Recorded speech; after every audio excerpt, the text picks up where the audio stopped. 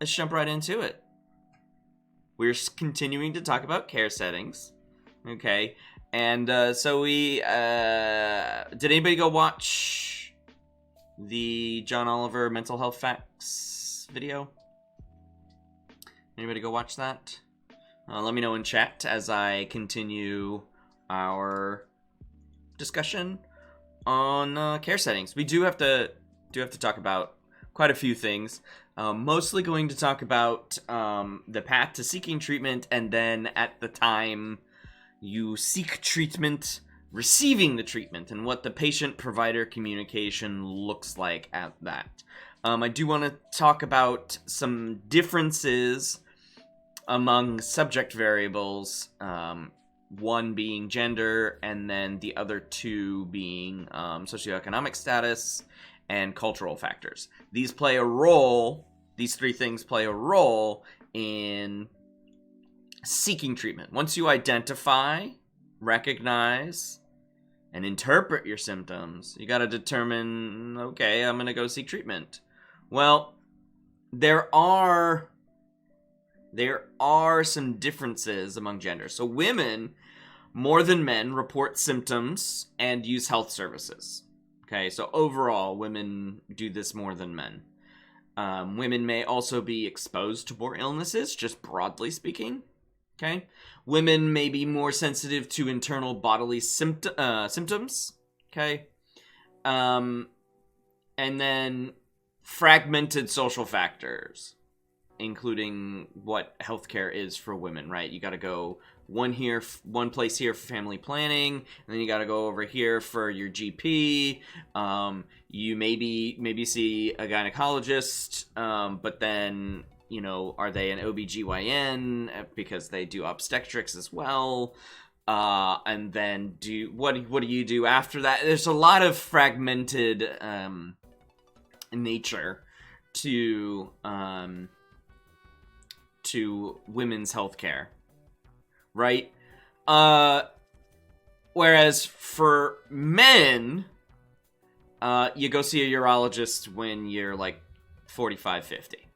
Before that, unless there's a problem, you could just do a GP. It's whatever, right?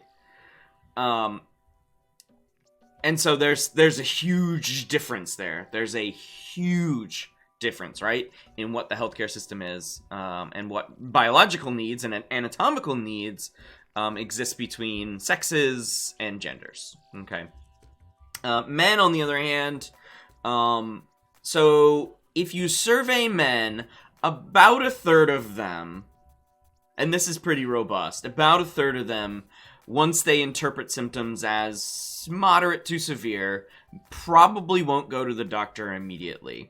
I've played, in the past, I've played a gender roles clip of a Pepsi commercial that came out maybe like 4 or 5 years ago. I don't remember exactly when it came out, but it's like for Diet Pepsi. So we're talking Pepsi, wow, wow, and then even worse, Diet Pepsi, wow, wow, wow. And it was I'm Good campaign, right? And these guys were being like electrified, we're being hit in the testicles, we're being hit in the face, and they would just pop back up and say, I'm good. And then they would drink a Diet Pepsi, and you know, all would be well. And Pepsi was trying to play to like, I believe the idea behind the marketing was like, we need to make Diet Pepsi play to men. Only women are drinking Diet Pepsi. We want to get that men demo. And so they were like playing into the traditional roles and stereotypes that, you know, even when men get hurt and injured, excruciatingly, that they'll still pop up to their bros and be like, yo, I'm fine, I'm good. Men don't get hurt, right? And so that's this statistic right here. Okay. Even in the face of chest pain or shortness of breath, right now, if you have shortness of breath, get your ass to the hospital, because that's probably COVID. Okay? Even if you are a man, do it. Do it. Do it. That's my Emperor Palpatine. Astrid and I do it all the time. Do it. Sorry. Okay, moving on. Just realized what I said and how I said it. And about a third of them have been checked for cancer, and specifically prostate cancer, in the past year, right? So, and this is all ages. So prostate cancer generally afflicts older men, middle-aged to older men, but, you know, you can still get cancer as a young man, as a young male with a prostate, but very few young men. Thanks, Katie, I appreciate that. Right. So good times. It's a very low number for getting your prostate checked. I believe, so if you've seen Robot Chicken, which is a show on Adult Swim, Cartoon Network,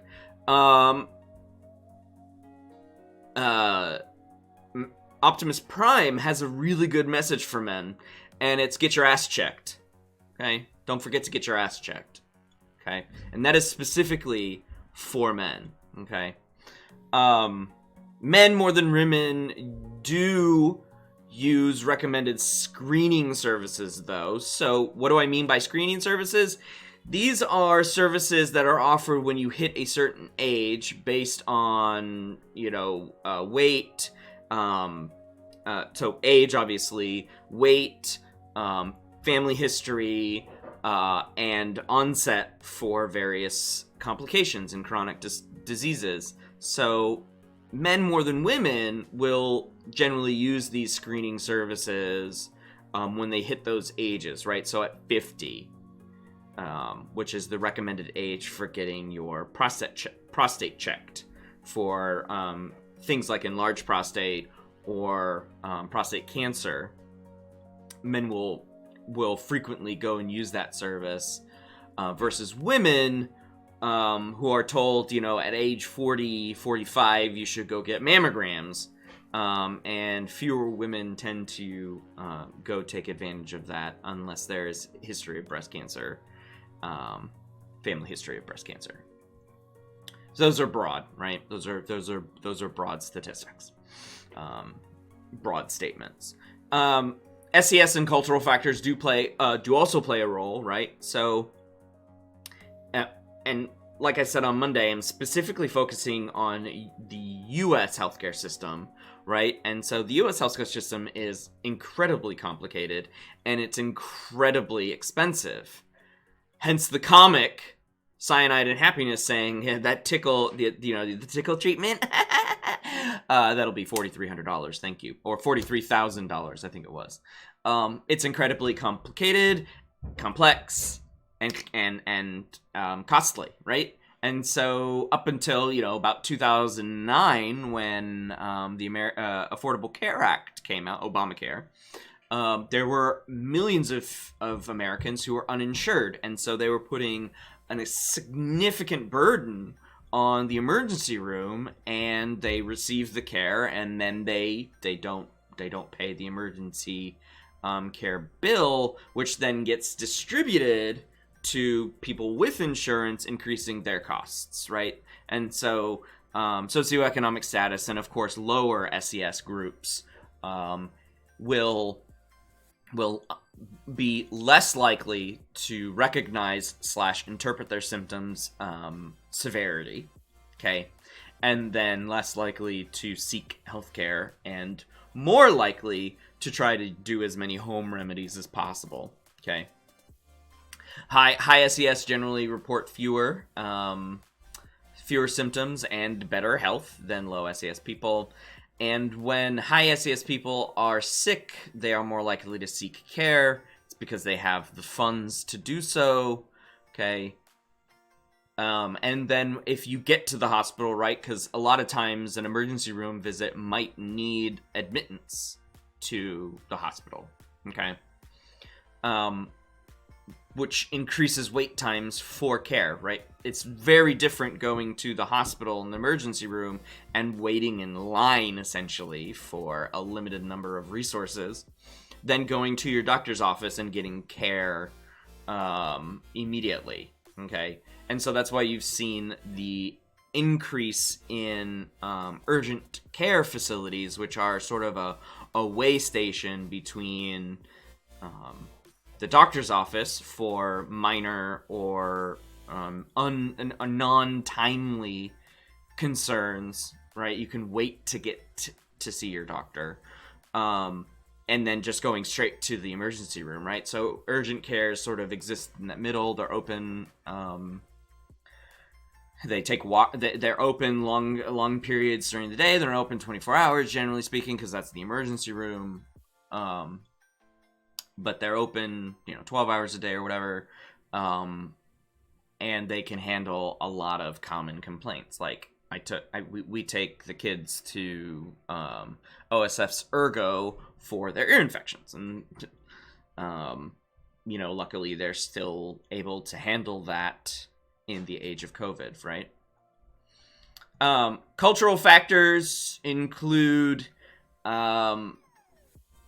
actually include a lot of things. We're gonna spend some time with this next week when we go through complementary and alternative medicine, because a lot of cultural aspects of CAM are especially in treating symptoms and treating illness and treating pain and etc. So we're gonna go into more detail about the cultural implications of treatment next week. But I wanted to bring up what's called the lay referral network.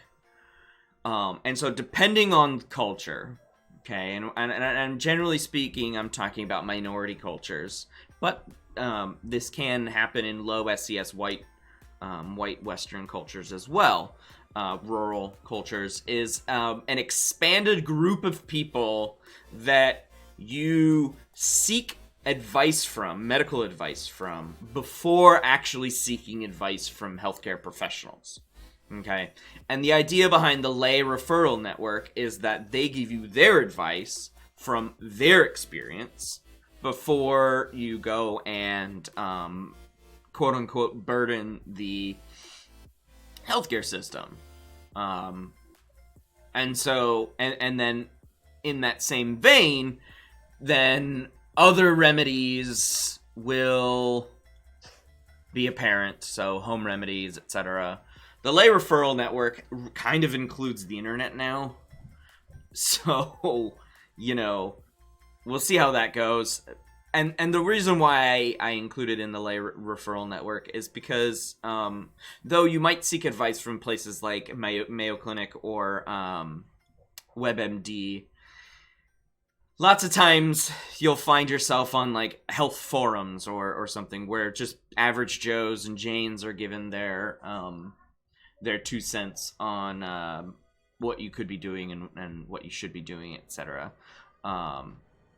And so here we go. Lay referral networks among minorities, okay, and other essentially insulated ethnic communities, like all of the Chinatown, Little Ethiopia, so on and so forth, in big cities where expatriates from those locations tend to go and live, right? And you end up with like these huge networks of people that offer home remedies. And this is, again, as we'll talk about next week, generally speaking, counter to many of the foundational stuff in Western medicine, and what in the United States we would call traditional medicine. Okay, so keep that in mind. Yeah. Well, I mean, that's not fair, Logan. If you run to her all the time because she's a paramedic, she's part of the healthcare industry. I would not consider that part of your lay referral network. Now, if you ran to your mom and she was like a mechanic, then I'd be like, yeah, okay, that's your lay referral network. But you're still seeking advice from a paramedic.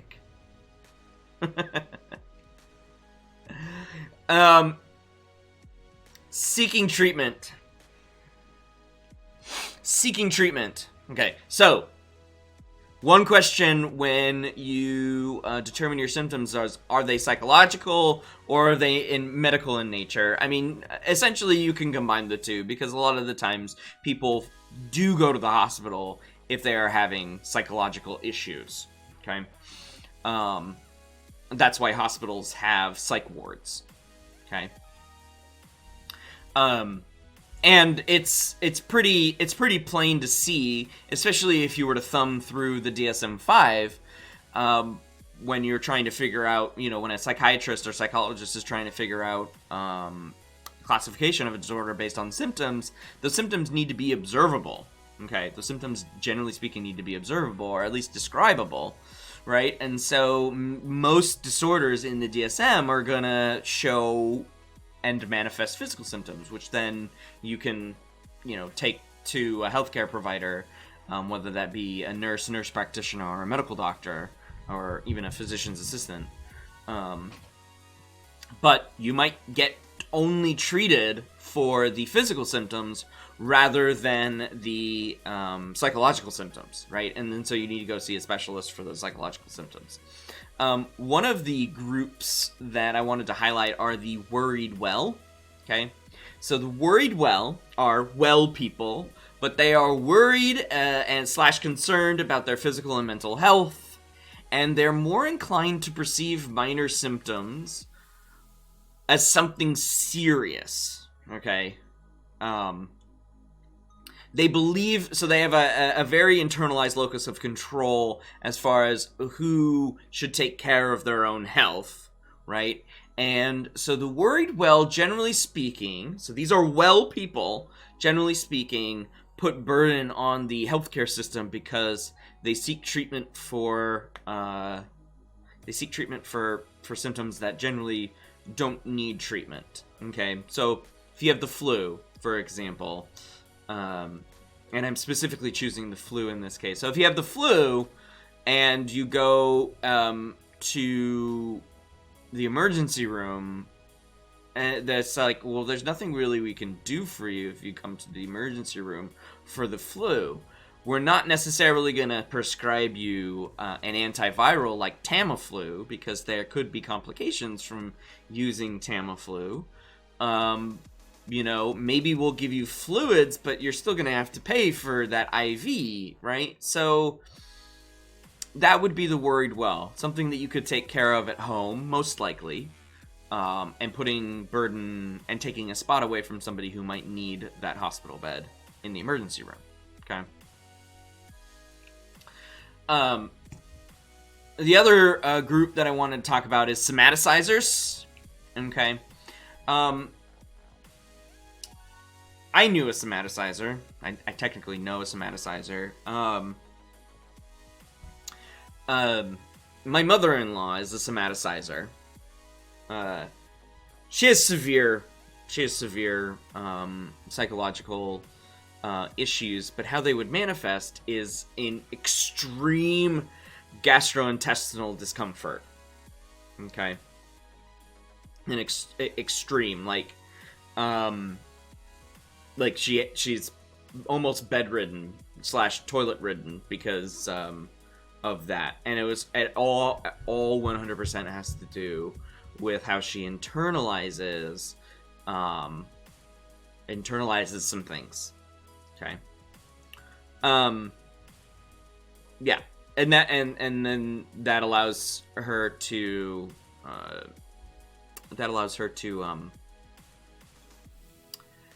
mask the psychological state that she's in by just claiming that it's a bit of gastroenteritis, a norovirus like the stomach bug, and this, that, and the other thing, food poisoning, etc.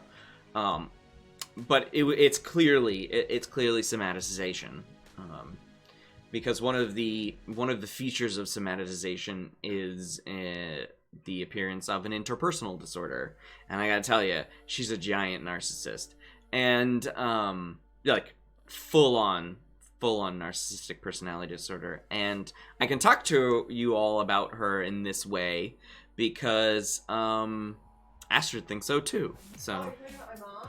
Yeah. Oh yeah, hardcore. Yeah.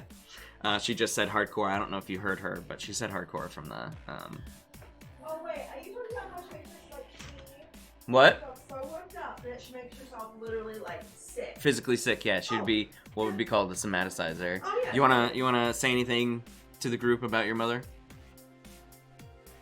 Wait. Don't swear. Oh no, I'm not gonna swear. Everything he's saying is true. Yeah. Like I could tell like hours and hours and hours of stories. And that's why I don't talk to them anymore. Healthy boundaries. Hi everyone. Yeah. She's. So that's what a somaticizer is. Yup. Just in case you might know one. Just in case you know one. Alright. What else? Where am I going? Oh, yes. Delay behavior. So this is psychological set of behaviors. Psychological set of... I don't know what I'm saying now. A set of behaviors that obviously are delaying. Okay. And here's how it goes, right? This is how the model goes. Okay. So you ask yourself at various stages, do I go? Okay. And they all have different different names. So the delay behavior has to do with what stage are you in asking yourself this question, right? So this is from Anderson et al. 1995. Okay. So appraisal delay is when you notice symptoms and or you don't notice symptoms, I'm sorry. So that's technically appraisal delay, but you have the symptoms. You have the symptoms, you just don't notice them. That's appraisal delay. Am I sick? Yes or no? If it's no, then that's illness delay. Maybe you are sick. Okay? Do I need medical attention? Yes or no? If you need medical attention, but you don't go and get it, then that's behavioral delay. Okay? Alright, so you think that you need medical attention. Do I need to schedule a visit with my doctor? Yes or no? If it's no, then it's a scheduling delay. If it's yes, then next question you ask are, do you actually go to the doctor's appointment or do you just flake out on it, right? Do you get the medical attention? Then if you don't, then that's treatment delay. Okay. And if you get the treatment, then hooray! You got the treatment! Good job! Okay? As you can see, it takes a concerted effort to do all of these things, right? You're sick, you need to recognize the symptoms, you need to determine whether or not they're severe enough to need some sort of help, and then you need to go through and get that help, whether it's making an appointment with a doctor, going to an urgent care facility, or going to an emergency room and getting that care, or like bolting because you're like, I can't afford this, so I need to leave. You don't, once you chime into the emergency room, you don't have to stay there. Nobody's forcing you to stay there, right? So it takes a concerted effort, and many people do at some time in an illness one of these delays. You know, we're only human, and sometimes we're just like, I don't want to put the effort forward. One of the things that that COVID-19 does is produce a considerable amount of lethargy and malaise, and those will contribute to these delays because you're like, I don't have the energy to do this. Okay, which might end up being the choice between, you know, life and death, right? So don't delay. Get checked today. All right. Switching gears just a little bit, let's talk about how patients and providers talk to each other. First of all, I want to identify what a healthcare provider is. Okay, I'm sure you know this. This is not necessarily like, I'm teaching you something today. I'm sure you know what a healthcare provider is. And again, Cyanide and Happiness is going to help me out here. Good times. So a healthcare provider is some sort of doctor, okay?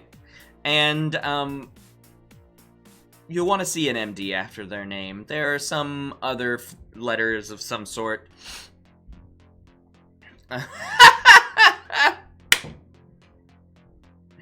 Oh, that's a good one, Logan. I've heard stories. I've not once been to that advocate, but woo! Sounds right. So anyways, a healthcare provider is generally a doctor, but most people actually get care from nurses, right?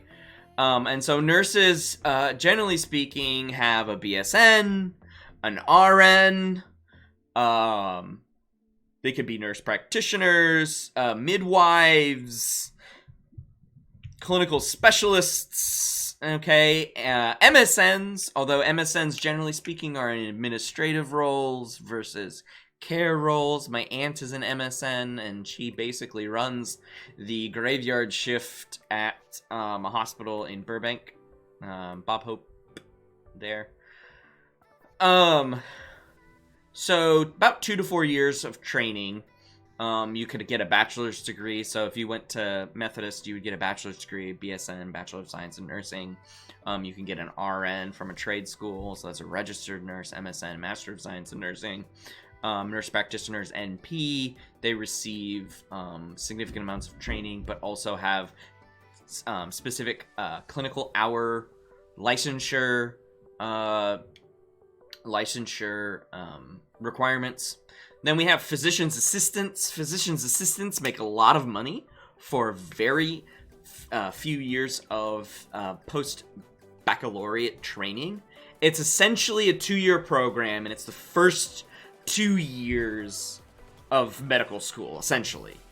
So physician's assistants they basically do 2 years of medical school and then immediately get thrust into patient rounds in that second year. So they do the first year same as med school students, obviously different programs, different locations, etc. But then they go into patient practicums immediately in their second year. So and they make a lot of money because you can just join a private practice and then boom, done. You've done all of the anatomy and physiology and stuff like that, and you've been licensed. It's good. It's real good. All right, so let's talk about how. So now that we've got that out of the way, let's talk about whoever you see and how you communicate with them and how they communicate with you. You to them, them to you. Okay? And so we can talk about this from the perspective of both. But really what I'm going to talk about is the perspective of the patient. I'm going to mention a little bit about both perspectives, broadly speaking. When you come into seeking treatment, what's the perception of both sides of the equation. But then I think we're just going to talk about how patients perceive being spoken to and being communicated with, right? In the United States, healthcare is a consumerism model, right? It is essentially the same thing as buying buying a car, buying a house, taking out a loan. It's a consumerism model because hospitals are businesses, doctors are businesses, and we are getting a service provided to us from those places. So it's a consumerist model. And so patients have the power of a consumer in this thing. But there's a difference, because there's a difference between getting health from getting your well-being managed, your health managed, fixing illnesses, etc., versus buying a car, right? This is incredibly personal, especially if you need to produce a baby, right? If you're a female and you're pregnant and you need to produce a child that should live on, right? This is very personal. This is a very personal thing, whereas buying a car, it's like, yeah, I'll sit in the car for this, that, and the other thing. I want it to protect me. I also want it to have nice things. I want it to be comfortable or fast or whatever. These aren't actually personal. You could probably survive without a car. could probably survive without a car. You probably wouldn't survive without medical professionals. Just saying, you probably wouldn't. Okay. So, from the patient's perspective, when you get to a doctor's office, and I'm just going to talk about this from like going to a general practitioner's office, okay? Because it just makes it easier rather than being at like ERCO or urgent care or a hospital emergency room or something. So from the patient's perspective, the doctor's office sucks because people are sick there. Are you going to get sick from them? You probably don't feel good. There's a lot of issues with the doctor's office. It's not a place to be. You have to wait. You have to get weighed. You have to get poked and prodded. It's not great. Generally speaking, office visits last about 12 to 15 minutes. That's it. And while you're telling the doctor your spiel, the doctor or nurse practitioner will probably interrupt you about 23 seconds into your spiel. Like, hold on, wait.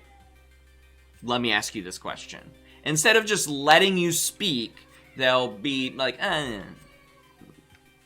let me ask you this question. Okay. So it's not a fun place to be. It's not a fun position to be in, right?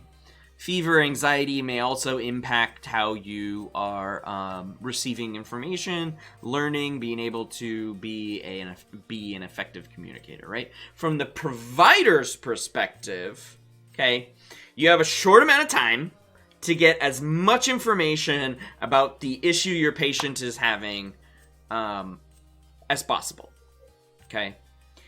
And we take all that, and you got to take all that information as a provider and put it into existing schemas. Because that's how all of your medical information is organized. You're not just like, okay, hold on, let me go back to my Grey's Anatomy textbook and find out what it is you're talking about. No, everything's organized up here, and they need to get information as quickly as possible to then trigger an existing schema. Okay. The other issue many providers have to deal with is home remedies and self-care. Lots of times, home remedies and self-care is benign, and sometimes it's really bad. It's really bad. So you may be familiar with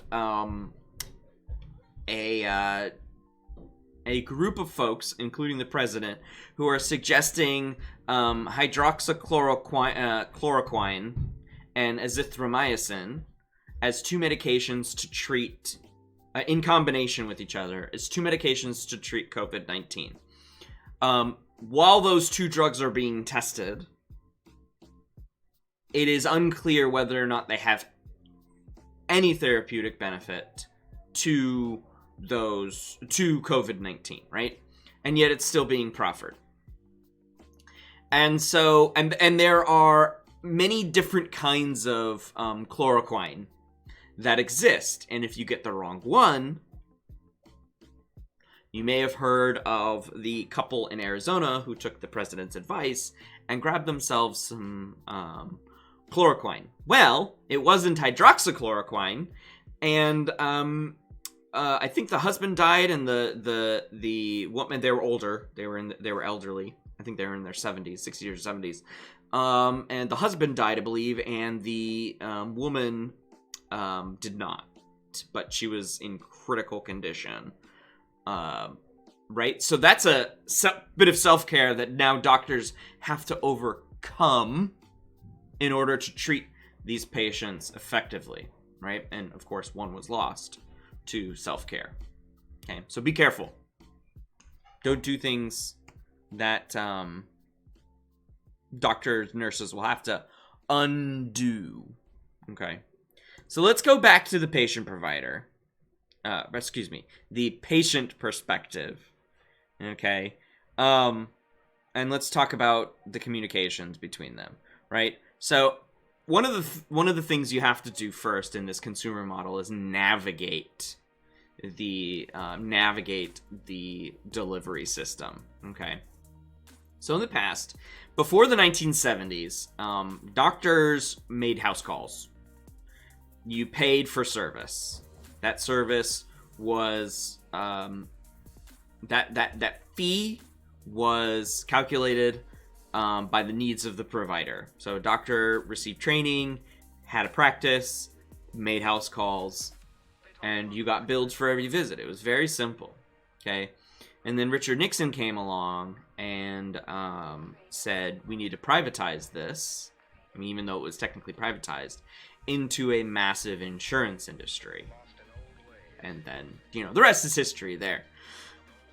So medical insurance has existed for my entire life. It hasn't existed for my parents' entire life. It has existed for my parents' entire life. No, I take that back. It hasn't existed for my parents' entire life. It may have existed for your parents' entire lives, so depending on how old your parents may be. Hospitals were businesses unto themselves. They performed this, that, and the other thing. Surgeries, births, handled deaths, morgues were always in the basement, that sort of thing, right? Handled emergencies like gunshots, stabs, car accidents, other forms of accidents, that sort of thing. But it was a very simple system. Now we have insurance, of course, 1970s, right? And those insurances may be organized into health maintenance organizations, HMOs. You've probably heard of HMOs, right? And so employers generally pay for HMOs, okay? People generally don't pay for HMOs. But in HMO, you have to use the services of the organization. You cannot go outside of the organization. One of the largest HMOs in the country, it doesn't actually exist in Illinois as far as I'm aware, is Kaiser Permanente. It's huge. It's massive in California. Massive. They have giant hospitals. They have giant care facilities where, they employ doctors in every sort of specialization and all basically in one building. And if you have Kaiser Permanente, you have to go to those facilities. Otherwise, you're going to get charged up the wazoo. And so this leads to dissatisfaction because this leads to, a system of referrals where insurers and insurance administrators are the intermediaries between these referrals from a general practitioner to a specialist, for example, right? And so consumers are, generally speaking, dissatisfied with this. Okay. On the other side, you could have a PPO, which is a preferred provider organization. That's what PPO stands for, where you get to receive care from an affiliated network of places. So one of the larger organizations in Illinois is Blue Cross Blue Shield of Illinois, giant PPO. That's what I have through the college. Basically BCBS said, let's make agreements, contracts with these hospital organizations, with these individual doctor, limited liability corporations, etc., LLCs or other doctors' offices, and we will get a cost of service in our contract. So whatever you need, right? Whatever you need. Charged based on pre-established rates, and then there's out-of-pockets and all that stuff. I think we could fast forward to now and see that the rest of the world, I think, may have it better than this system. That's my personal opinion. There are shifting changes in philosophy to what insurance actually gives us and what our healthcare environment should be But when you look at the rest of the industrialized world and see that everyone has single-payer universal healthcare systems, and us sitting here with our insurance-based system, I don't think capitalism is working for us there. Okay.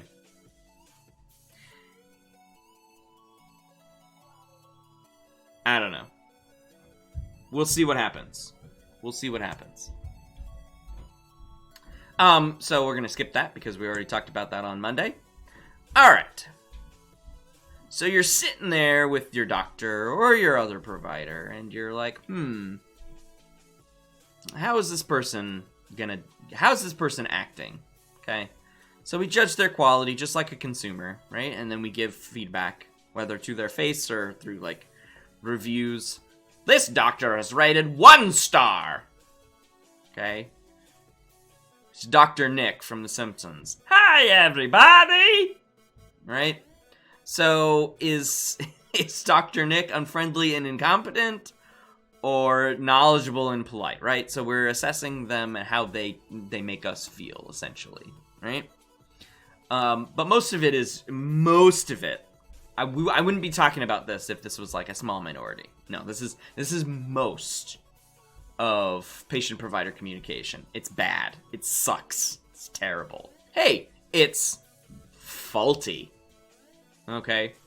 So, the first thing that I want to mention with faulty communication is inattentiveness. Sometimes it seems like doctors don't really care. They're busy thinking about other things. Right? Are they giving you their full attention? Probably not. Okay? Back in 1984...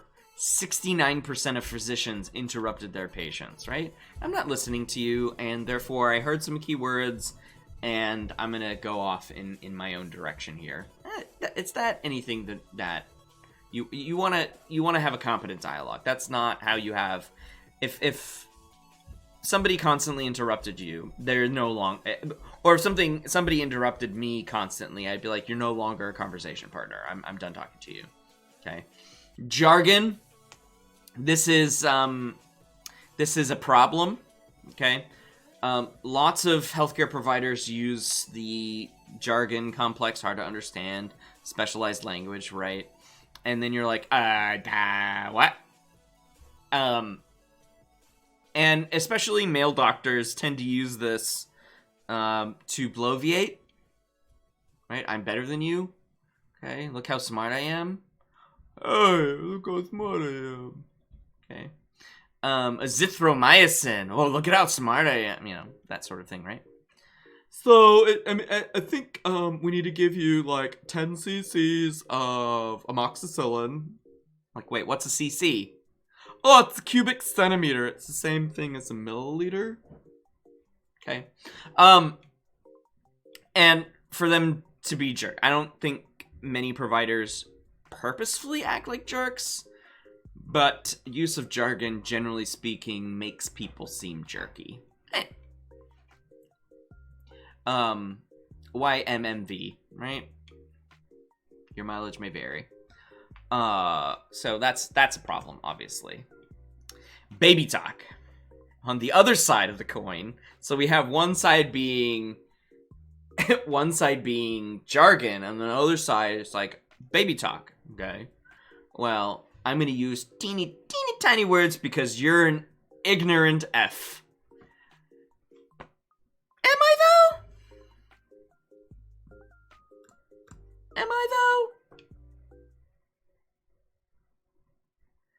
50-50 said jargon equals asshole. Yeah. That's right. It's true. Right? Are you an idiot? No. Could you possibly not have any idea of your symptoms and what may be afflicting you?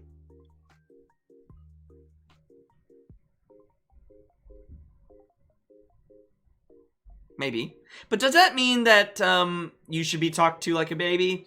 No. Right? So yeah, that doctor in 50-50 who is really just a jerk. Or asshole, as Logan reminded us. Okay. Another issue with communication is not treating your, not being treated like a person, just an object that needs some fixing. obviously we're people and we want to be treated like people, right? Stereotyping patients. Negative stereotypes, specifically negative stereotypes, hinder treatment. So what are those? Some of those stereotypes? Well, elderly, health being poor, like, you know, hey grandma, you feel bad because you're not getting exercise because you're old, right? The accepted stigma that obese patients need quite a bit more work than non-obese patients, and that they have maybe personality or other characteristic failings that need to be treated, whereas opposed to, and so what ends up happening is that the obesity becomes a point of topic in this situation, and not any symptoms that the individual has brought to the office. Like, no, I have a cough. We don't need to talk about my weight. I have a cough. Okay. And then there's, of course, rampant sexism throughout, especially with male doctors to female patients. There are considerable amounts of stories of women who go to the doctor and are constantly told that you know, it's all in your head, or that it's minor, or this, that, and the other thing, and it makes them feel unimportant, right? It's specifically happening to my mom. She has some gastrointestinal issues that, you know, doctors will go, you know, I've never seen this before. And she's like, yeah, I know. Tell me what it is. You're the one with expertise.